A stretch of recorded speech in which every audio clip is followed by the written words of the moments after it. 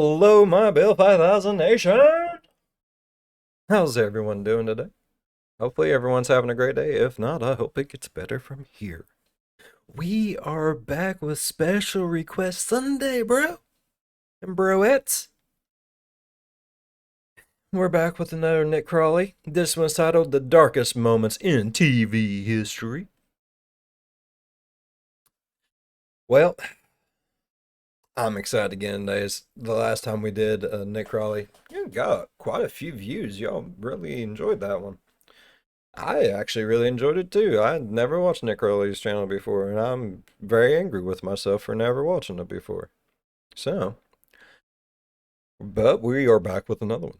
I'm excited. Let's go ahead and get into it. Go ahead, turn them lights down low. Put on something comfy. Cuddle up with someone special. Let's get dark in history of TV. Man, the dark days of the history of TV. When TVs had the big old thing in the back of it, right?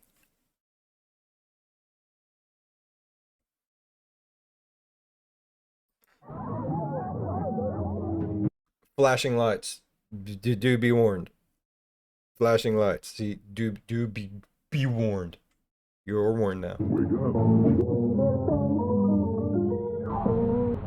It was a typical day in the world of daytime television. Infomercials, soap operas, and highly scripted legal shows filled viewer screens, with one of the more popular at the time being a program called Christina's Court. Today in Christina's Court. The show centered around a woman named Christina Perez, giving counsel and advice to those wrapped up in legal drama. And on this particular morning, comedian Sean Harris would be featured filing suit against his ex. Believe it or not, okay, I used to watch this with my grandma a long time ago. This and Judge Judy, Judge Joe Brown. Grandma loved watching the judge shows. She did. I remember this dude in there, and I think he was separating from his old lady or something, and he just wasn't happy, and he was cracking jokes at the guard and stuff too, if I'm not mistaken. I remember this one. That's crazy. Ex-girlfriend. Wait, this is on. Oh God, what happened? Did he end up killing his ex-wife? And in the hopes of recouping unpaid rent. Every month it would be something different, you know. Like what? I ain't got it this month because I got to do this or that. And I'm like, man. So you let her go 9 months without paying rent? Now, like I said, these shows were very obviously scripted, at least to some degree, and with Sean himself being a professional comedian, it led to countless funny moments and what turned out to be one of the show's more iconic episodes, with by far the most memorable moment coming at the very end, when things seemed to deviate from the script. Constantly like a child in my People own in house. love, they yell at each other all the time. Oh, that's true. Ask him, he's been married for how long? Over 20-something years. Over 20 Look at him though, years. he look mad. You don't look happy, brother. You don't look happy. Here, we see the comedian take aim at Christina's bailiff, a man named Renard Spivey, who was an integral part of the show, being the judge's sidekick for years and years. Though it wasn't often that he found himself at the end of a joke like this, as Sean suggests that Renard looked unhappy when it was revealed that he had been married for over 27 years. He's very happy. Okay, all right, let's get back to the queen. All in all, it made for a rather charming moment, with viewers adoring the lighthearted jab aimed at one of the show's most beloved characters. Though no one could have known at the time just how true that joke about his happy marriage would turn out to be. Oh shit. Oh shit. Still developing tonight, a Harris County Sheriff's deputy facing serious charges. 63-year-old Renard Spivey accused of killing his wife, 52-year-old Patricia Spivey, after an argument that turned deadly. KPRC channel. On July 28, 2019, over a decade after the aforementioned program aired, Renard Spivey was confronted by his wife Patricia about what she believed to be steroid use or perhaps even infidelity, and in the midst of this heated argument, Spivey would draw his gun and shoot his wife once in the arm and then in the chest. Shortly after, police would find her lifeless body crumpled in their bedroom closet.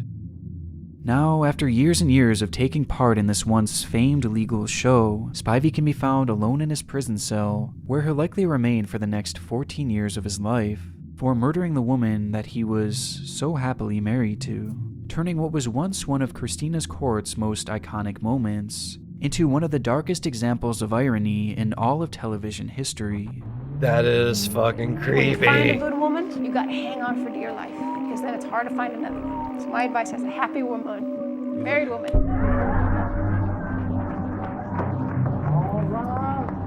Oh my god.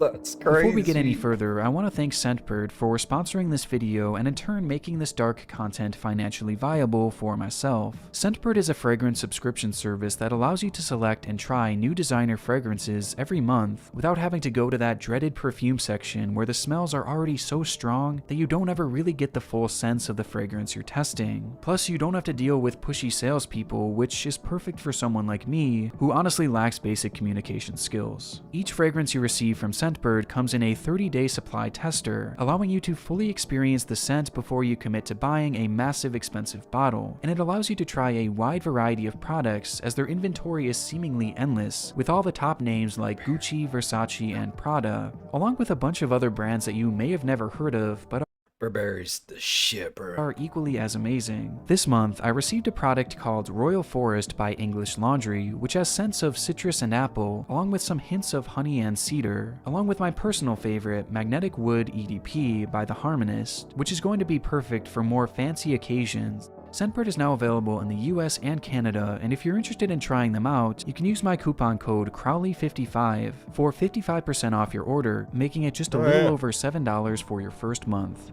It's not bad. Everyone likes to smell good. I like to smell good. So fresh and so clean. The world of television is an interesting one. Despite the highly controlled and well-polished products that we're typically used to seeing on our screens, there have been a surprisingly high number of deeply disturbing moments that have happened when on air, and this potentially new series aims to highlight some of the most disturbing. And what better way to start than with a relatively unknown case that has haunted me for years. Oh god.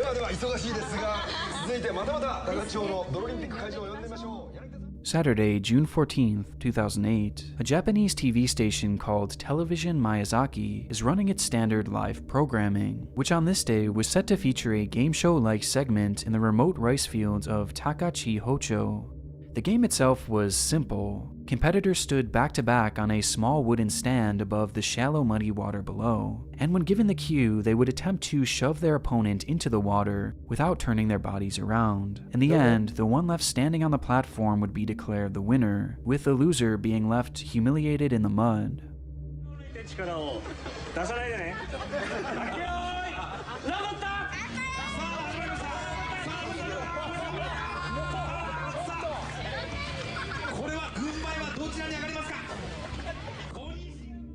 Round 1 goes off without a hitch, resulting in the losing contestant being covered head to toe in a thick brown sludge, with the whole atmosphere perfectly encapsulating the craziness and high energy charm that you would expect from a Japanese game show made at the time.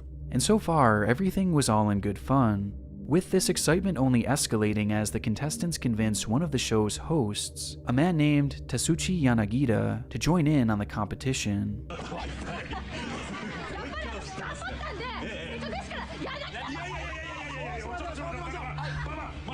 It took some convincing, but eventually Tatsuchi agrees to compete, much to the enjoyment of everyone spectating. And from there, the comedy writes itself, as immediately after the round starts, it's apparent that he stood little to no chance.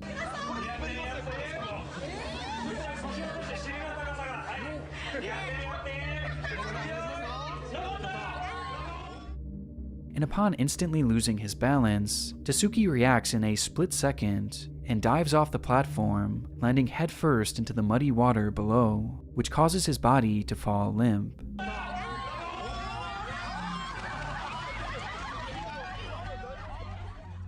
The water that he had just dove into was merely 6 inches deep, with the rest consisting of a thick layer of mud, which his head would strike directly, instantly causing his neck to break. And in that very moment, Tatsuchi would be irreversibly paralyzed, leaving him unable to move from the neck down. It was a tragic accident. However, the accident itself is far from the most awful part of this live broadcast, with that coming immediately after. Unaware of Tasuchi's severe injury, the crew believed that he was merely playing a prank on them and just joking around, and so they left him there, face first in the water, and proceeded to shove his face even deeper and deeper into the mud, splashing even more on top of his head to rub in the fact that he had lost.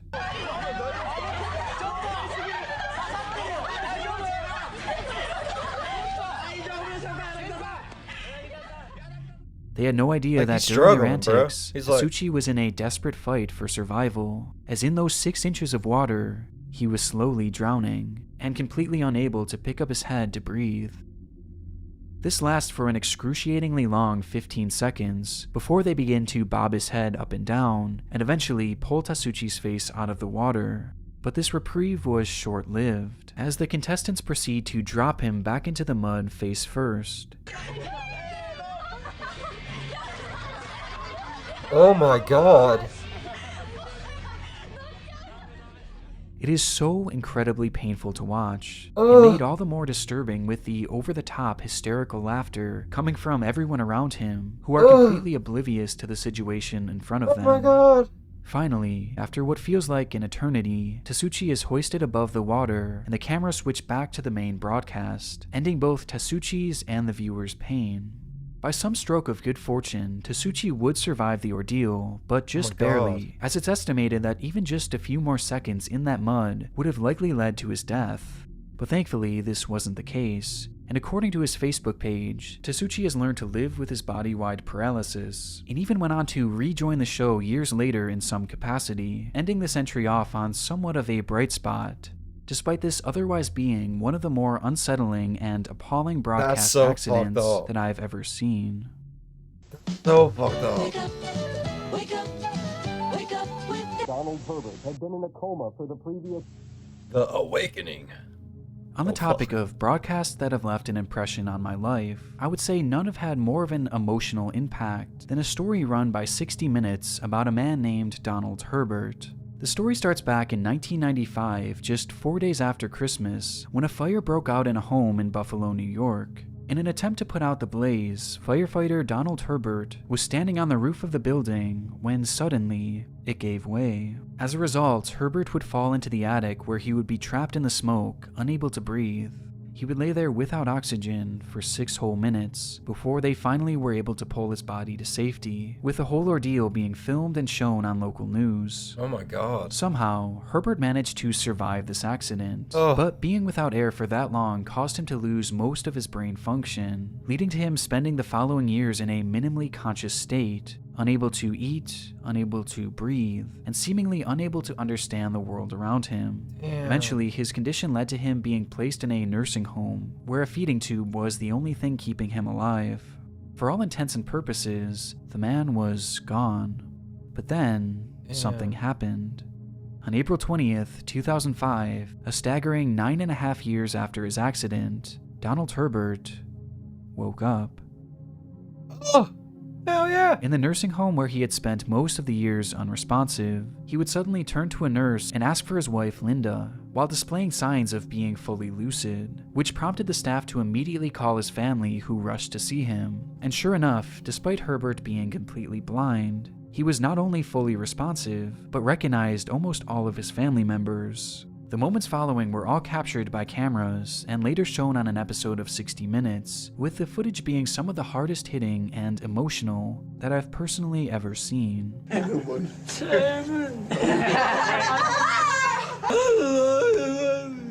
How long have I been gone? Quite a while, pal. Quite a while. 10 years.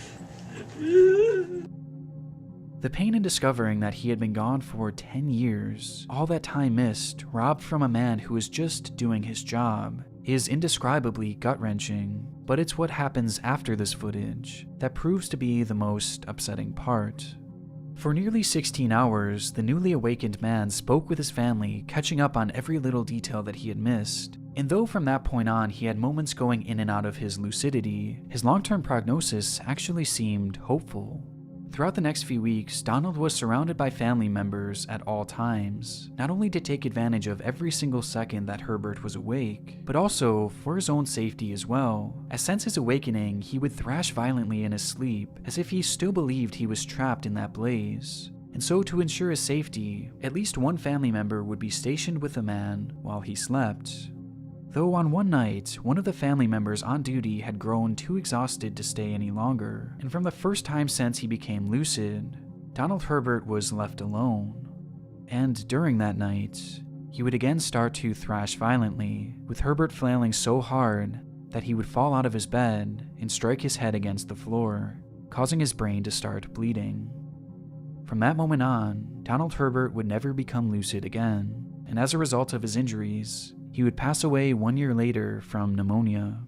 Aww. If anyone had That made me sad.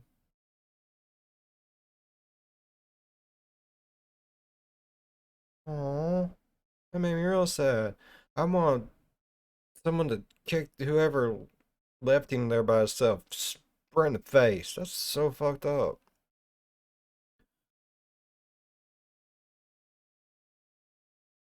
Man. ever thought that such a horrendous thing could happen, obviously we would have stopped. The Twilight Zone. The Twilight incident. Zone. Throughout its lengthy run, this television series provided some of the most entertaining I was more of an Outer Limits person, but Twilight Zone was a pretty good show. and memorable moments in all of television. But for this section, I'm going to be cheating a little bit, as rather than looking at an event surrounding the show itself, I'll be highlighting the far less memorable movie version of the series. Simply named Twilight Zone the Movie, the film was broken up into multiple sections serving as sort of an anthology work with 3 separate storylines. And for the sake of this story, only one section and really only one scene bears discussion. The scene was intended to simulate a battle in the Vietnam War, in which the protagonist, a character played by actor Vic Morrow, is attempting to outrun an attack helicopter and escape the area. The footage was intended to serve as the section's dramatic conclusion, with it being described as the following. In the scene that served as the original ending, Bill, the character portrayed by Morrow, stumbles into a deserted Vietnamese village, where he finds 2 young Vietnamese children left behind when a US Army helicopter appears and begins shooting at them. Morrow was to take both children under his arm and escape out of the village as the hovering helicopter destroyed the village with multiple explosions. Based on that description alone, shooting the scene was going to be tricky and likely a very intense process on the set, as all the effects used were set to be done practically, meaning that they would require an actual helicopter and real pyrotechnics. Not only this, but the director, a man named John Landis, wanted to use actual child actors for the scene, which, given that it was planned to take place at night and near explosions, was technically illegal in the state of California. Despite the laws in place, however, Landis decided to shoot the scene regardless, enlisting 7-year-olds Mika Din Lee and 6-year-olds Renee Shin Yi Chen to play the roles of the Vietnamese children. And with all the pieces now in place, the cameras began to roll on what was set to be the stunning conclusion to this particular section.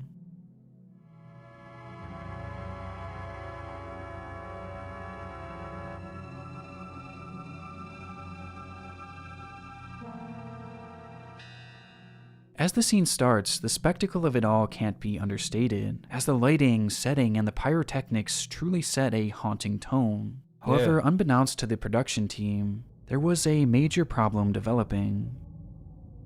As stated prior, all the effects you see here are real, and during the scene there was an actual helicopter flying just above the actors, which by itself was already very dangerous, and made even more so due to the pyrotechnics. For the pilots, the explosions launched in the air created fireballs in the sky, making things much more difficult to navigate, but those on the ground were never made aware of this. And being pressed to make things look even more and more intense, the crew decided to double down on their explosions, launching 2 massive charges back to back. A decision that proved to be a costly one, as the second blast was so strong that it dislodged the helicopter's tail prop, causing the craft to spin uncontrollably. And within mere seconds, as the cameras roll on the 3 actors trudging their way through the water,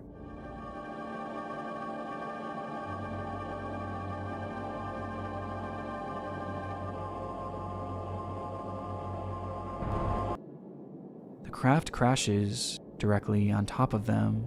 Oh! Somehow, everyone on board the helicopter survived the wreck, though those on the ground weren't so lucky, as in one split second, the blade of the helicopter slashed into Vic Morrow and Mika Din Lee, instantly decapitating them. And as the craft slammed to the ground, Renee Shin Yi Chen would be crushed beneath its massive weight. Oh my god! In one frame, there were 3 living actors, and in the next, there were none.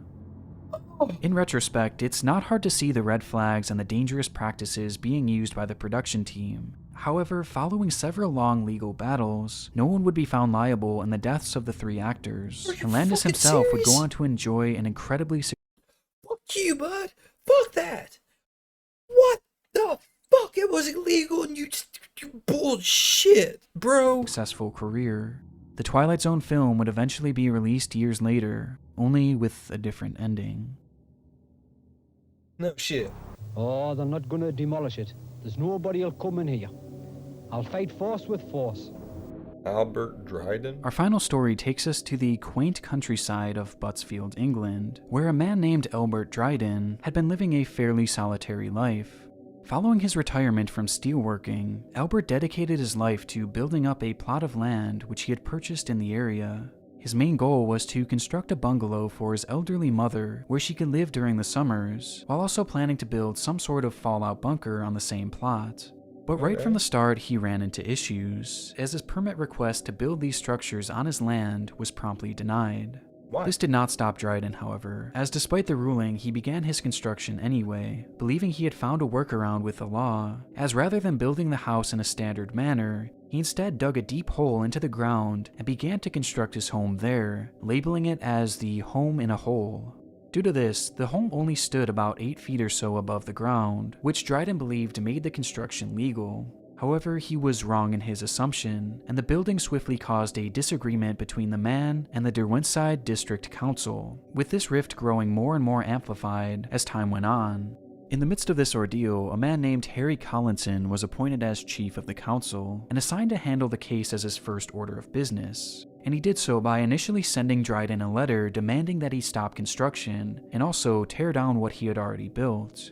Dryden, however, decided to counter with a court appeal, which was swiftly denied, leading to the court's final order that the building be demolished within 3 months. It was around the same time that the local news began to document the ongoing feud between Dryden and the government, and despite the numerous rulings against him, Dryden still refused to give in to the government's demands, and eventually, the council decided to take matters into their own hands, and decided to demolish the structure themselves.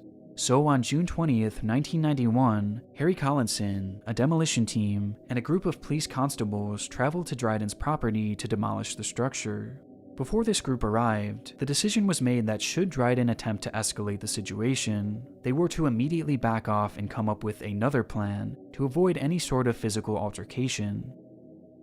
At the scene, numerous reporters had already began gathering at the property line, including a cameraman for the BBC, who was there to document the feud in real time. And right from the start, it was clear that Dryden was not going to be going down without a fight. The gate to his property was chain-locked, with Dryden standing behind it, pointing to 2 letters that he believed proved that he should be able to keep his structure intact, at least for the time being. Read that. That's an official letter, and there's an appeal in. There's an inspector coming out on this site in 5 weeks' time. Well, it doesn't say that. Where does it say Well, that? I have another letter confirming that. Can you show me the other I'm letter? not going to show you the other letter, but this chap's coming out in 5 weeks' time. Well, all as I'm asking is to wait 5 weeks for the outcome, maybe 6 weeks. It'll take a week after he's been out. I'm satisfied, Albert, that there's nothing in these documents that affects the legality of the enforcement notice that the inspector has confirmed. Well, yes, Harry. However, Dryden's request for more time was clearly falling on deaf ears, and realizing this, Dryden began to grow more and more agitated, with his tone quickly turning far more menacing. If you don't open the gate, now we'll obviously have to take the fence down with the machine. So, if you want, Really? you have some time to remove the fence yourself to minimize the damage. Do you want to do that? So what you're telling me is you don't like it, so you're going to destroy my property to destroy my property? Oh, bro, no, we would be having a feud. Bigger than shit. Any damage that's subsequently caused as a result of you preventing us doing that will be your liability. Well, you might not be around. to see the outcome of this disaster. Now, you've been warned. Can you explain what you mean by that? Well, I'm not going to explain, but if you had any sense, you would go away now and wait 5 weeks for the outcome of that. Right? That's my last word on it. If you show me the letter referring to the 5 weeks I can't delay, show you the letter. we will I've consider. told you where the letter is.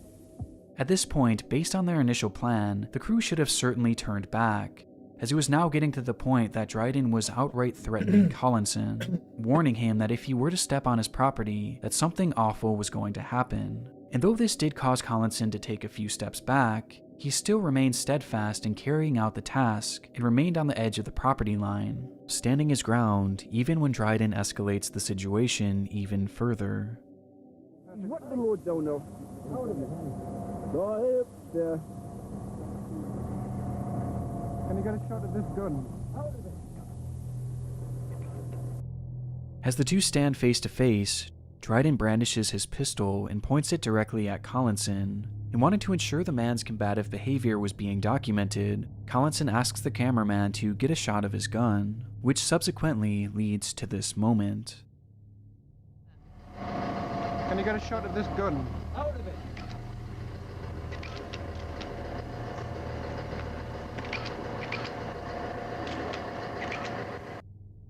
In an instant, with cameras rolling, Dryden fires a shot directly into the chest of Harry Collinson, and then fires another at the crowd standing before him, leading to things devolving into a chaotic scene of running and screaming. As more shots were fired from a pistol, the camera crew and Look North reporter Tony Belmont ran for cover. We were standing watching what was going on, and then a shot rang out at the chief planner, fell to the ground, and I felt a shot in the arm, and I've clearly been shot here in the arm. As the camera crew finally gets to a safe distance and catches their breath, it's revealed that one of the journalists for the BBC had been struck in the arm, along with one of the officers. Though in the midst of all this carnage, we see no sign of Harry Collinson. Oh no, he dead. As by this point, He's he fucking was dead. likely still on the ground where he had originally fallen, dead from his gunshot wound, with his final words being, Can you get a shot of this gun? Dude shouldn't have been a dick. Following the incident, his- police would engage in a It's the old dude's fucking property. You don't come in there telling him you're going to destroy his fence, you're going to destroy this, and you're going to destroy his house. Don't look like he's got much to begin with. You should have went about it a different way. I'm just saying. standoff with Dryden, who claimed that he had set up booby traps and landmines, along with other explosives on the property. Though this would turn out to be a bluff, and eventually he would be grabbed by officers and taken into custody, where he would subsequently be tried and sentenced to life in prison. And despite his actions on that day, Albert Dryden would go on to become somewhat of a national hero, growing a legitimate fan base for the way he stood up against the government. Dryden would live out his time in prison until 2017 when he suffered a massive stroke, to which he was let out on a compassionate release, with the man eventually passing away just 1 year later. Though his actions that day will forever be immortalized as one of the most notorious and darkest moments in television history. They instigated him though, man. Don't sit there and put a man fighting for his home on the fucking spot. Bad shit's gonna happen, bro. I want to give a big thank you to Alright. Well, man, okay, look. I've been doing reactions for a minute now. I think a year. I think a year. A little over a year. And you know something? I've never once did Nick Crowley. I wished I would have been doing it sooner, bro. Like, holy fuck. Why didn't you all tell me about this sooner?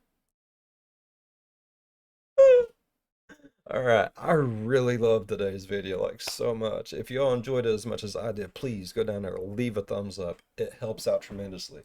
If you're a fan of the spooky, scary, strange, just the weird-ass things that I watch on this channel, think about subscribing.